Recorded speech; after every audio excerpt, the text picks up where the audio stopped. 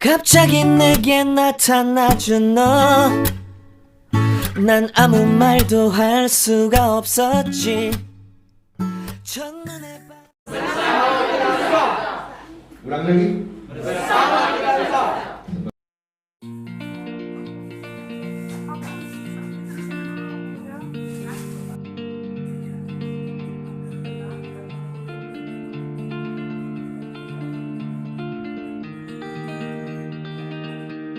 Salah terbaik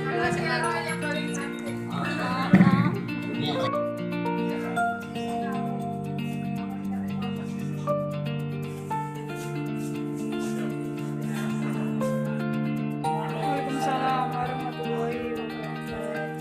Alhamdulillah rabbil alamin. Wassalatu wassalamu ala sayyidil mursalin wa ala alihi wasahbihi. Rabbi ishrah li sadri wa yassir li amri. أعوذ بالله من الشيطان الرجيم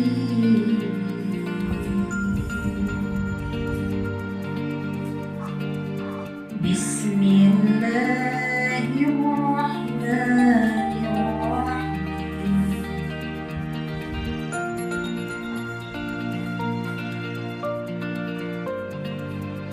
يا أيها Waalaikumsalam warahmatullahi wabarakatuh.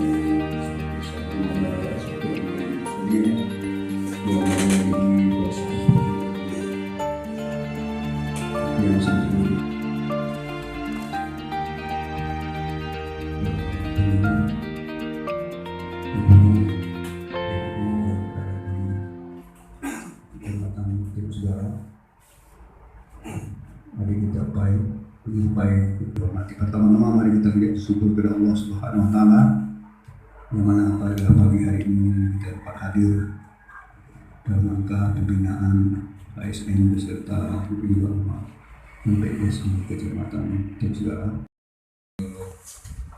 Fungsional yang saya hormati JFT Kantor Kementerian Kantor Urusan Agama Kecamatan Teluk Segara,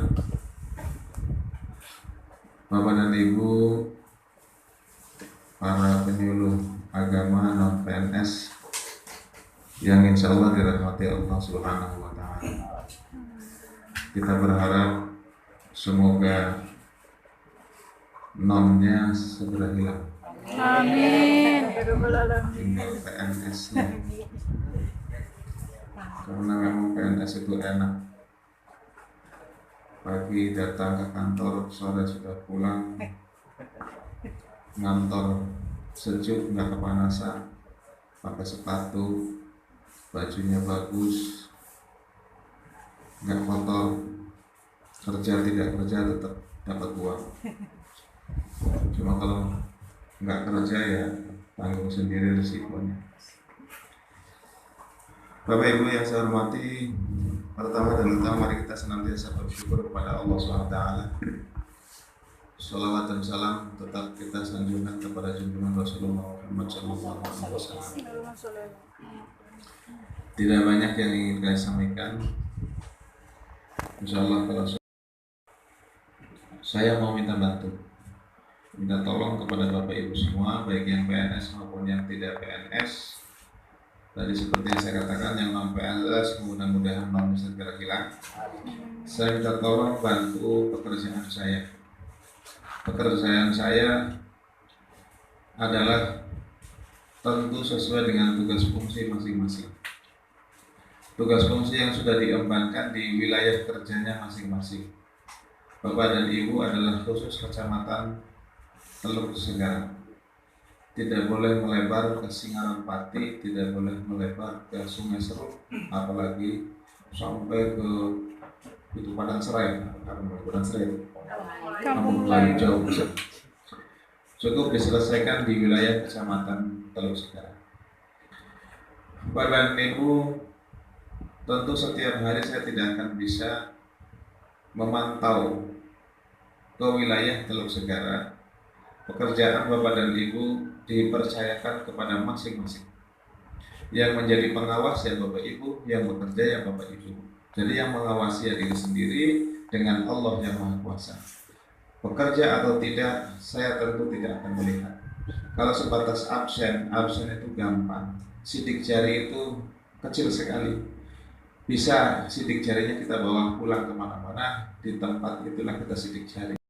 Ibu, tolong bantu saya sesuai dengan tugas fungsi masing-masing.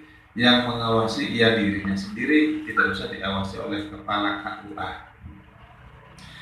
Bapak dan Ibu yang saya hormati, oleh karena itu Bapak ini dan Ibu sebagai perpanjangan tangan saya, sebagai corong, sebagai penyambung lidah saya dan kepala KUA. Ketika bahasa pemerintah, ini kita sudah masuk ke wilayah pemerintah, yang PNS maupun yang non PNS. Saya mengibaratkan Kementerian Agama ini adalah rumah besar, rumah mewah, rumah megah, yang anggarannya memakan anggaran negara, punya rakyat ini urutan ketiga besar nasional. Artinya memang besar sekali anggarannya. Maka oleh karena itu Kementerian Agama adalah rumah besar, rumah mewah. Yang ingin tinggal di dalam rumah ini memang juga banyak. Dari kementerian lain yang mau pindah masuk ke kita juga sangat banyak. Karena memang menjanjikan bagi yang PNS ini, ibu-ibu, bapak-bapak yang belum jadi PNS. Di samping gaji ada tunjangan suami, ada tunjangan istri, tunjangan anak. Ada lagi tunjangan kinerja. Tunjangan kinerja itu tergantung pangkat dan golongan. Ada yang 1 bulan 3 juta, ada yang 4 juta, ada yang 5 juta. Itu tunjangannya saja, bukan gaji, bukan. Ditambah lagi kalau mereka adalah penghulu, maka setiap kali melaksanakan pencatatan pernikahan, maka dia akan mendapatkan jasa profesi sebagai seorang penghulu pencatat nikah. Kalau satu kali peristiwa nikah di rumah atau di musola, masjid dan gedung itu 600.000, maka 270-nya kembali kepada pencatat nikah. Artinya sudah luar biasa. Kalau sampai di Teluk Segara ini 1 bulan ada 100 peristiwa nikah, maka 100 kali 270.000, berapa itu? Sudah 27 juta. Itu akan dikantongi oleh si pencatat nikah. Jadi memang sudah betul-betul sejahtera. Maka oleh karena itu belum ditambah satu lagi, tunjangan uang makan. Uang makan itu 1 hari 35.000. Setiap kali datang ke kantor sehari 35.000 kali 21 atau 22 hari 1 bulan. Itulah yang dia dinikmati uang makan. Jadi datang ke kantor itu aja dikasih makan.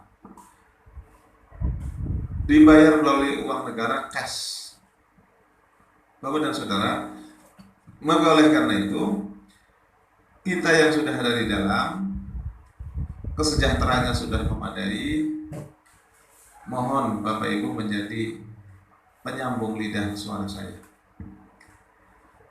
Bapak dan saudara yang berikutnya, saya nggak banyak-banyak ini, itemnya banyak cuma sedikit-sedikit. Situasi menjadi keruh. Ketika pemerintah mengajak kita untuk berbicara A, maka kita sebagai penyambung lidah pemerintah ya bilang A. Jangan justru sebaliknya. Kemarin ribut ketika di bulan puasa. Kita jangan tertular corona, kita supaya sehat. Tetapi rupanya ada di antara masyarakat yang kemudian menolak, membahasakan lain. Nah, kita tidak boleh. Ketika pemerintah ngomong A, maka kita harus A, karena kita adalah bagian dari pemerintah. Termasuk yang non PNS. Kita sudah bagian dari pemerintah, harus menjadikan menyambung suara pemerintah melalui Kementerian Agama, apapun bahasa yang mereka keluarkan. Bapak dan Ibu yang saya hormati, moral kita, akhlak kita juga kita jaga dari berbagai bentuk, baik cara berpakaian kita, berbahasa kita. Jangan memancing situasi dan kondisi sebentar lagi ini jangan sebentar melalui media sosial ada orang kencang ngomong dikit kita balas terus, jadi adu konsep di media sosial melalui WhatsApp, melalui Facebook dan sebagainya. Jangan, hindari hal-hal yang seperti itu. Jangan pernah mengirimkan berita hoax, karena bukan kita lagi. Kita sudah masuk jajaran agama yang kita harus menjaga moral bangsa. Kemudian Tolong bantu juga peran kepala KUA. Tugas kepala KUA yang luar biasa padat. Ada 9 item tugas kepala KUA. Bukan hanya KUA dan penghulu, bukan hanya mencatat peristiwa nikah, tetapi juga mereka adalah ngurusi kemasjidan, ngurusi zakat, ngurusi wakaf, ngurusi termasuk perkantorannya, administrasinya, pendidikannya, dan penyuluhan terhadap masyarakat. Maka oleh karena itu, tugas yang begitu padat yang harus diselesaikan oleh kepala KUA dan para penghulu, Bapak dan Ibu tolong bantu mereka. Selesaikan sesuai dengan tugas masing-masing fungsinya. Tidak usah harus merepoti kepala KUA. Jangan ikut-ikutan berpolitik praktis. Ini sebentar lagi Provinsi Bengkulu sudah mulai menghangat karena mau pilkada. Di bulan Oktober, November, Desember antara itulah itu akan memanas, suhu politik mulai tinggi. Kita nggak usah ikut-ikutan, nggak usah membumbui itu, karena kita menjadi pembicara, menjadi penceramah, orang dipandang, menjadi tokoh masyarakat di daerahnya, lalu kita didekati oleh orang tertentu untuk menyuarakan kehendaknya. Jangan pernah mau. Karena apa? Karena kita sudah masuk dalam wilayah pemerintah. Kalau mereka pegawai negeri sipil, maka itu akan dilakukan tindakan keras oleh pimpinannya melalui lembaga. Kalau mereka non PNS, apalagi, aku ini kan masih non PNS, bukan PNS, masih boleh dong? Oh, nggak boleh, karena Bapak Ibu sudah berada di rumah kami, betul ya? Sudah berada di rumah kami, rumah kita bersama. Mari kita jaga rumah kita rawat bersama-sama supaya tetap keberadaan rumah kita bersih, rapi, indah dipandang mata dan tetap jaya. Bapak dan saudara, ibu-ibu yang berbahagia, berikutnya, dalam hal berkenaan dengan tugas fungsi kita harus selalu berkoordinasi, berkomunikasi dengan baik. Yang jadi kepala KUA jangan karena kepala KUA kemudian seenaknya tanpa berkoordinasi, tanpa meminta pendapat dengan orang-orang di sekitarnya. Bisa jadi minta pendapat para penyuluh, bisa jadi pernah minta pendapat para pegawai UJFT, minta pendapat dengan para penghulu yang lain. Karena ada penghulu 2 orang dan ada 3 orang penyuluh fungsional. Gak apa-apa, mereka adalah partner kerja kita untuk bersama-sama menyelesaikan tugas fungsi yang diembankan kepada kita. Komunikasi antar kita juga begitu, koordinasi. Jangan pernah segan, sama saja. Komunikasikan dengan Pak Kepala KUA. Ketika akan melaksanakan sesuatu, tanyakan, Pak, layak apakah ini untuk dikerjakan? Bapak dan saudara, ini komunikasi menjadikan mutlak adanya. Jika tidak, bisa saja nanti terjadi miskomunikasi. Tidak nyambung. Padahal yang kita minta A, tetapi dilakukan B. Dan disitulah kemudian memunculkan gesekan. Diharapkan kita jangan ada gesekan, kita harus satu kesatuan yang utuh untuk mengemban tugas fungsi secara bersama-sama. Nanti khusus Pak Kepala KUA, peristiwa nikah yang ada di sini bagi-bagi penghulu yang lain. Jangan dicatat sendirian. Kalau ada 30, karena ini orangnya 3, ya Kepala KUA-nya ngambil 20, yang 5 kasih penghulu yang 1, yang 5 kasih penghulu yang 1. Selesai itu komunikasikan, bicarakan. Jangan meminta dibagi rata, nggak bisa. Itu harus dibagi adil. Adilnya ya tadi, Kepala KUA 20, yang lain 5. Silahkan nanti komunikasikan bagaimana teknisnya. Sedapat mungkin di KUA ada bendahara bayangan, tukang ngumpulin uang tapi nggak dapat honor. Jadi nggak usah dicatat, dibukukan, bendahara itu kumpulkan. Habis peristiwa nikah ada dikit uang yang masuk. Sebab uang yang masuk itu bukan uang dia seorang, itu melalui proses. Ada proses. Begitu ada calon pengantin datang ke KUA, tentu yang melayani pertama kali bukan penghulu, bukan juga kepala KUA. Mesti yang melayani adalah JRT. Silahkan Bapak, Ibu, apa kehendaknya? Oh, saya mau melaksanakan nikah. Ini calon istri saya dan ini calon suami saya. Catat. Mulai pencatatan awal dibukukan, lalu nanti akan ada pemeriksaan dari bukti-bukti yang ada. Surat-surat yang didaftarkan itu lengkap apa enggak? Nama orang tua, kalau memang harus menggunakan nama STTP maka cocok apa enggak, kakaknya cocok apa enggak, tanggal lahirnya dan seterusnya. Itu mesti diperiksa bukan oleh kepala KUA. Yang meriksa bukan penghulu, tetapi oleh JFU. Habis itu baru dilakukan pembimbingan Suskatin, kursus calon pengantin. Kursus calon pengantin nanti dibagi siapa yang harus menyampaikan kursus. Kalaupun itu ada anggarannya, maka kembali bahwa ini melalui proses. Selesai itu baru dinikahkan.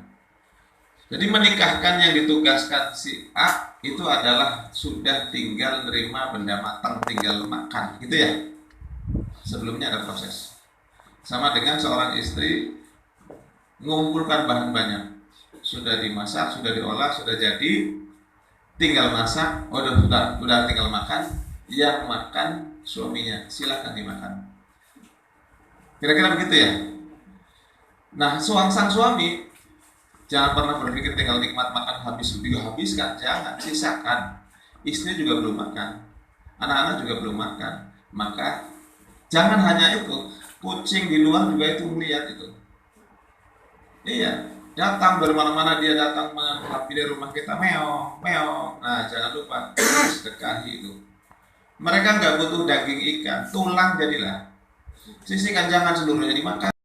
Olehan anggaran uang tadi dari peristiwa nikah yang 270.000 per orang itu kumpulin sedikit, jadilah tulang-tulangnya jadilah. Kalau dari sekian peristiwa nikah kumpul ke bendahara, katakanlah 1 bulan terkumpul 2 juta, terkumpul misal dari 2 juta dibagi 4 hari Jumat, setiap Jumat kebersihan, 1 kali Jumat beli kopi, pajak ngopi pagi-pagi, kopi morning, pajak beli gorengan, makan goreng bersama-sama. Wah, nikmat itu. Ada usaha kerjasama bersama-sama kita, betul-betul nampak dari luar, wih rajin pegawai KUA ini, kerja bakti tiap Jumat, olahraga, masing-masing bawa sekuit dari rumah. Di penghujung tahun nanti kalau masih ada lebihan, belikan kaos seragam. Begitu hari kemenang pakai kaos seragam baru, ada tulisan Teluk Segara KUA. Woi, ada nian itu. Setuju ya Bu ya? Ibu-ibu setuju banget. Itu tulangnya itu, bukan daging, bukan. Dagingnya kan sudah diambil tadi. Paham maksudnya ya? Seperti itulah kita. Saya melakukan ini sejak saya jadi guru, bukan jadi kepala sekolah. Sejak jadi guru ya begitu. Bapak Ibu yang saya hormati, kita bersama. Ingat bahwa yang kita makan ini melalui proses. Siapa yang melakukan proses awal, itulah yang sebagai. Kucing itu berdoa, ya Allah, saya sudah dikasih rezeki oleh orang ini. Mohon orang ini diberi rezeki yang banyak supaya saya juga bagian dagingnya, bukan hanya tulang baik. Itu Pak. Cuma bahasa mereka tuh meong itulah, meong. Kita nggak tahu. Coba tanya sama Pak Nabi Sulaiman. Meong. Nah, jadi yang kayak gitu-gitu itu sisihkan sebahagian. Ini untuk yang dari peristiwa nikah ya. Untuk nanti yang honor pegawai non PNS nggak usah. Nikmati seluruhnya, jangan pernah ada yang meminta, apalagi mengatasnamakan orang per orang. Ini tolong disisihkan sebagian, kalau 5 bulan berarti 5 juta, kalau 6 bulan 6 juta, sisihkan sebagian ya untuk Pak Irwan. Ayo jangan, tidak ada itu. Seluruhnya nikmati, kirimkan untuk anak istri, kalau punya suami, untuk suami dan anak-anak, kebutuhannya di bulan Juni, Juli itu banyak untuk anak-anak sekolah. Jangan-jangan kemarin sudah punya utang tinggal bayarnya. Jadi gak usah. Saya tidak. Jangan ada alasan untuk Pak Anu gak usah. Gak ada itu. Dinikmati. Tidak seberapa uang sebanyak itu. Bapak dan saudara saya hormati, itu adalah layanan nikah seperti biasa pada masa-masa sebelum corona. Seperti itulah pernikahan, boleh di KUA, boleh di rumah, boleh di gedung, boleh di masjid. Hanya saja yang membedakan adalah di era new normal ini ada beberapa batasan yang harus dipenuhi oleh calon pengantin dan wali, saksi dan pengunjung yang akan menyaksikan prosesi akad nikah. Mereka hadir harus mencuci tangan, masuk ke ruangan, di ruangan harus memakai masker, harus pakai sarung tangan, harus bawa hand sanitizer, harus selalu menjaga jarak, social distancing, minimal 1 meter jarak antaranya. Kalau itu di KUA, di ruangan ini tidak boleh lebih dari 10 orang. Ini ruangan sebegini. Kalau ruangannya sempit, maka dikurangi. 5 orang itu sudah cukup. 5 orang itu 1 calon pengantin, 1 orang wali, 2 orang saksi, 1 orang pencatat nikah. Selesai. Ambil rukunnya.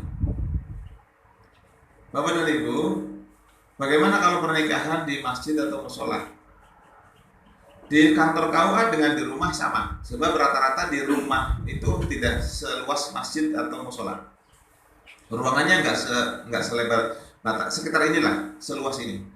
Jadi kalau seluas ini ya tadi, ketika nikah di rumah sama dengan di kantor, prosesnya sama. Buat aturan sebelum pernikahan, buat aturan perjanjian. Buat perjanjian di atas materai. Apabila mau menikah di rumah atau di gedung, dibuatkan perjanjian. Calon pengantin, baik calon pengantin, wali dan seterusnya harus pakai masker dan lain sebagainya. Jika ini terpenuhi, tanda tangani oleh calon pengantin, saksi, wali, kalau perlu mengetahui keamanan, polisi, tanda tangani oleh kepala KUA. Jika tidak terpenuhi item-item ini pada prosesi akad nikah, maka penghulu yang akan mencatat boleh menolak. Saya menolak. Tidak akan saya langsungkan proses akad nikah karena tidak terpenuhi item-item ini. Jadi jangan langsung menolak sebelum ada perjanjian. Dibuat perjanjian sebelumnya. Ada pemberitahuan, ada sosialisasi. Bagaimana kalau nikah di masjid? Ketika pernikahan di masjid, maka harus isi ruangan masjid itu 20% dari kapasitas ruangan. Setelah dihitung 1 meter. 1 meter ke 8 meter, 1 belakang 1 meter, kanan 1 meter, kiri 1 meter. Kapasitasnya kalau masjid itu muat 100 orang, berarti 20%-nya berapa? 20 orang. Itu dua pilihan. 20% dari kapasitas masjid apabila sudah dihitung dari jarak distancing, itu tadi social distancing 1 meter. Kalau kapasitas masjid itu lebih besar, bisa muat 500 orang, maka terbanyak 30 orang peserta yang boleh menyaksikan prosesi akad nikah. Paham ya? Bisa ya? Tolong sampaikan dengan masyarakat sekarang sudah boleh menikah. Dan usahakan menikahnya di luar saja, nggak usah di kantor. Di rumah aja dan di masjid saja. Sebab sama saja. Enakan di luar. Kalau di luar itu bayar. Kalau di kantor gratis sudah capeknya capek, kantornya kotor. Tapi kalau di rumah ya kotor mereka. Pemerintah masih dapat duit. Itu PNBP nggak bayar dengan kepala KUA, tidak, bayarnya dengan pemerintah. Ada caranya yang mereka harus membayar dulu ke bank. Setelah ada pembayaran melalui bank sebesar 600.000 baru disepakati untuk dilangsungkan pernikahan. 10 hari berikutnya baru boleh melaksanakan pernikahan. Yang rumah ibadah itu berada di zona hijau kuning. Kalau yang sudah merah itu perlu komunikasi bersama komunitas tempat. Iya, gugus tugas. Kalau itu silahkan dimanfaatkan musola masjidnya, tetapi hati-hati tetap mengikuti protokol kesehatan. Masuk ke masjid harus ada penghitungan pengukuran suhu badan. Lebih dari yang ditentukan maka tidak diperkenankan untuk masuk ke ruangan. Sama dengan akad nikah tadi dan seterusnya. Bapak dan saudara yang saya hormati, dan ASN Kecamatan Teluk Segara yang sangat semangat menyambut kehadiran kita bersama, berkoordinasi, berkonsolidasi, dan menerima masukan. Tidak banyak kami akan sampaikan penjelasan teknis yang pertama sekali adalah untuk para Bapak Ibu Ustazah kita, asatidz kita semua, penyuluh agama Islam, terutama yang non PNS. Jadi kami berharap laporan-laporan ini format sudah dikasih oleh masing-masing koordinator kan, sudah. Kemudian tanda tangan dan mengetahui segala macam bentuknya sudah dipelajari dan lebih simpel kami kemas. Itu laporan standar nasional. Kemudian hasil daripada diklat kemarin, tapi kita sederhanakan agar tidak bolak-balik tumpang tindih dan penyuluh juga lebih tepat sasaran. Nah, ini diisi. Kemudian untuk masa pandemi tetap disampaikan kegiatan penyuluh agama kita ini secara menggunakan medsos atau virtual ataupun buletin dan media-media, ataupun kalau sempat bertatap muka ini harus ada diperketat protokol kesehatan di rumah ibadah dan segala macam. Jangan sampai kita yang menghimbau, seperti Pak Kepala Kantor tadi menyampaikan, kita yang melanggar. Nanti kita dismes oleh masyarakat. Dan perhatikan budaya, tradisi dan karakter masyarakat kita masing-masing, sehingga penyampaian penyuluhan kita dengan bahasa-bahasa agama itu lebih mengena kepada masyarakat. Lihat daripada lokasi tempat kita menyampaikan pembinaan itu, apakah masyarakat menengah ataupun pesisir, pinggiran dan segala macam, itu harus kita sampaikan dengan bahasa-bahasa yang ramah dan menyejukkan. Kemudian masalah pencairan, apabila laporan Bapak Ibu sekalian Ustaz-Ustazah sudah lengkap, insya Allah awal bulan ini sudah kita cairkan nantinya 6 bulan. Nanti ditandatangani dan disetujui oleh Bapak Kepala Kantor, dan Bapak Kepala Kantor ini sudah menyampaikan kepada kami agar bersegera laporan siap segala macam siap cairkan. Nah, seperti itu.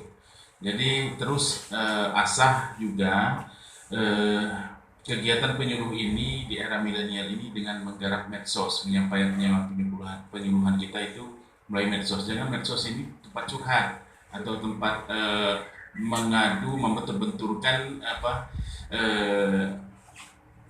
pesan-pesan pemerintah dan agama, masyarakat dan ulama, ya kan? Jadi jangan sampai ini, kita harus bantu pemerintah melalui Kementerian Agama seperti yang Bapak sampaikan tadi.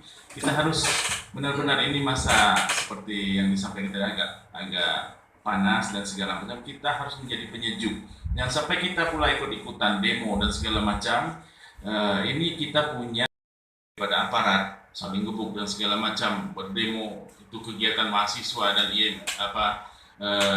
aktivis lain. Jangan sampai seperti itu, karena kita membawa logo Kementerian Agama. Ini yang diwanti-wanti Bapak Kepala Kantor kepada saya, agar penyuluh kita yang membawa logo Kementerian Agama ini jangan menentang arus ataupun jangan berseberangan, apalagi malah membebani kita dengan hal-hal yang tidak pas dari seorang penyuluh Ustaz-Ustazah. Nah, ini yang kami sampaikan. Kemudian di kantor kita sudah dibawa oleh Bapak Kepala Kantor ini alat ukur arah kiblat yang lebih canggih daripada busur dan segala macam.